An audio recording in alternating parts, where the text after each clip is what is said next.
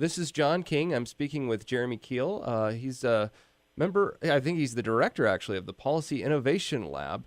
And I understand that some money will be flowing into Missoula specifically for overcrowding at the prison. I was hoping you could tell us a little bit about why this money's flowing into Missoula and what you hope to achieve. Yeah, thanks for reaching out. This is a really exciting initiative.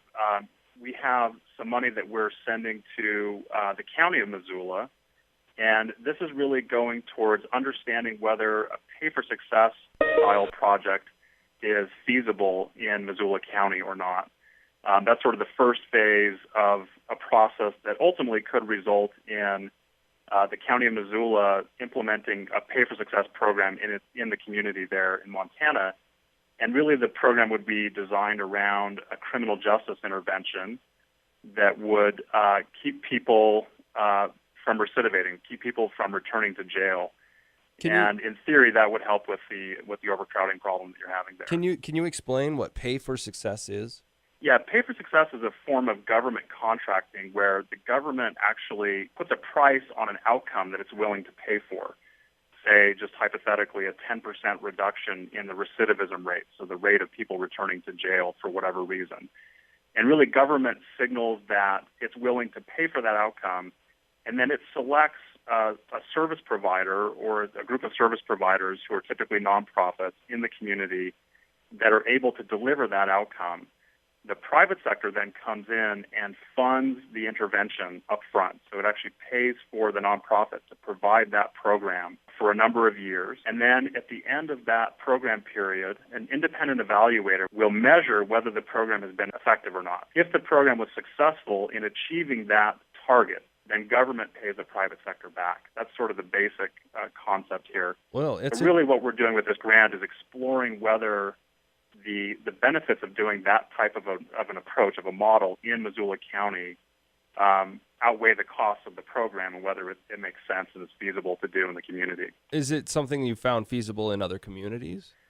Yeah, there's a number of jurisdictions around the country that have implemented these projects over the course of the last couple of years, and they've been really they've been catching on in popularity around the country. Government likes these in a lot of cases because they get to shift the risk of whether programs work or not to somebody else, in this case the private sector. Nonprofits in a lot of cases like these programs because they're able to get guaranteed working capital funding for their program for the course of the entire program, so they don't have to worry about going out and fundraising while they're also trying to deliver services. And then the private sector gets involved because they recognize an opportunity to put their money at work and possibly get their money back if the intervention is successful, and also have the opportunity to have a social impact, to do something good for society. Now, when you're looking in a city like Missoula to find out whether or not this would or could work, what sort of things do you need to assess? Yeah, there's a number of things that we look at. One of the main things is whether there are service providers in the community that are able to provide, really high-quality, evidence-based interventions in the criminal justice area that can actually have an impact on recidivism, keeping people out of jails. If there are, then we have an opportunity to work with one of those providers and scale up their existing program, hopefully, with some of this private sector funding. That's one of the things we look for. The cost of the program ultimately has to be less than the savings or the cost avoidances to government that result from the program actually occurring. When we're talking about assessing the costs in a community, you kind of want to have a balance, right? You don't want to be spending money to spend more money. You want to be reducing the costs of services or of incarceration, what have you, in relation with the cost that you're investing, right?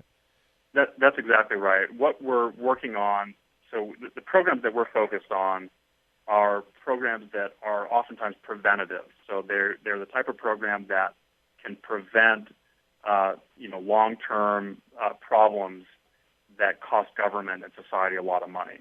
So in the case of recidivism or criminal justice, there may be some opportunities to intervene in a person's life at an earlier stage of the process before they end up in jail or before they end up going back to jail. And it's typically, from a government's perspective, it's typically cheaper to intervene at that earlier stage than it is for them to go to jail and for the government to have to pay for that person to sit in the jail for a number of years. So we're really focused on kind of preventative early stage programs that are evidence-based. They have to have a strong evidence base behind them because the private sector won't put their capital at risk unless the programs are really sort of demonstrating measurable impact in the community. So it really selects and favors these sort of innovative early stage programs, and over the long run, that generates a lot of savings for governments. You're keeping people out of prisons, you're keeping them out of gangs, off the streets, all of these things that happen in a person's life that end up costing government and society a lot of money. Yeah, go ahead, sorry. I was going to say, what's nice about these programs is that you have an opportunity to harness some of those savings that accrue to governments and to society generally, and pay for some of these preventative programs.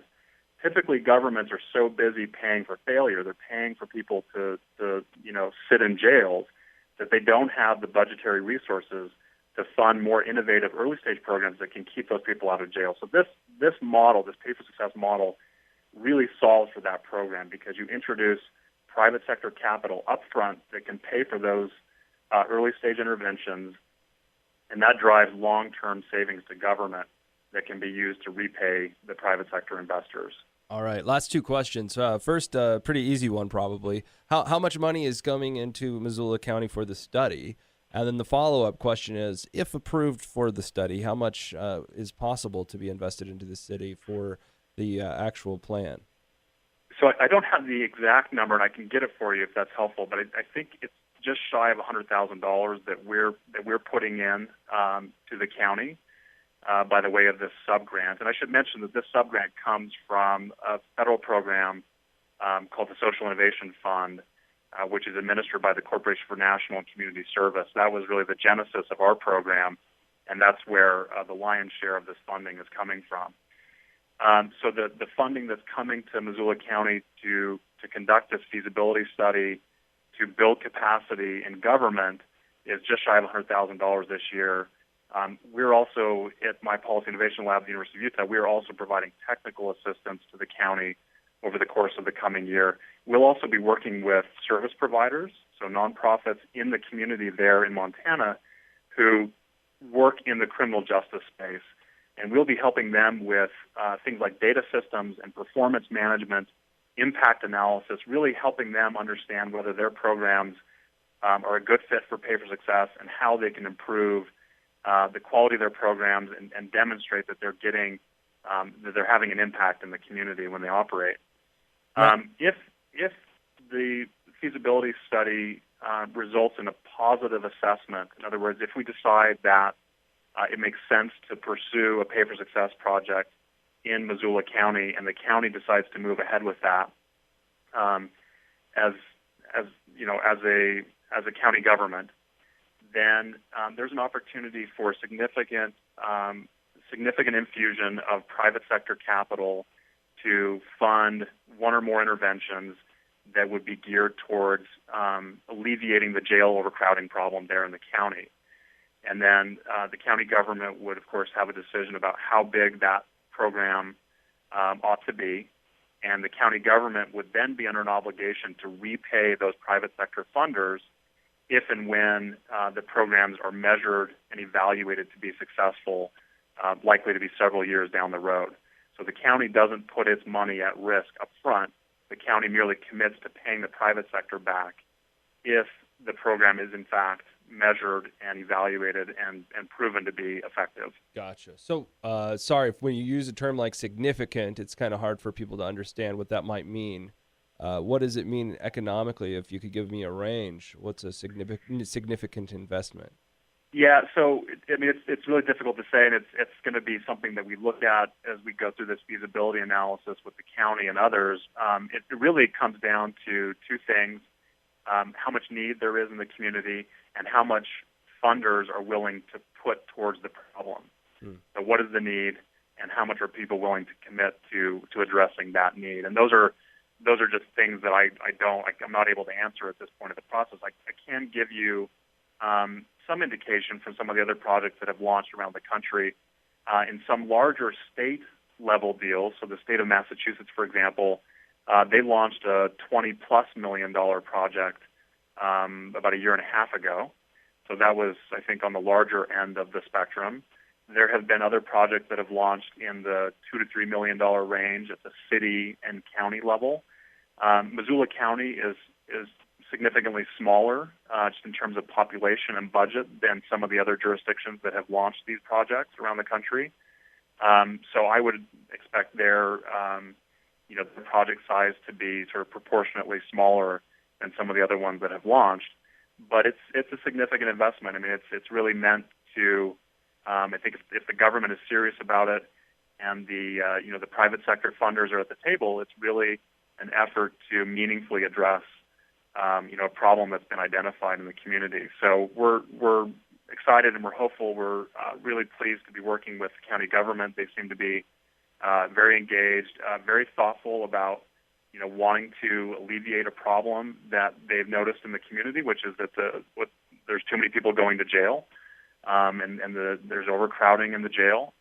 And they have, I think, taken a thoughtful approach to that problem and not wanted to just say, well, let's just build more pods at the jail and solve the problem that way.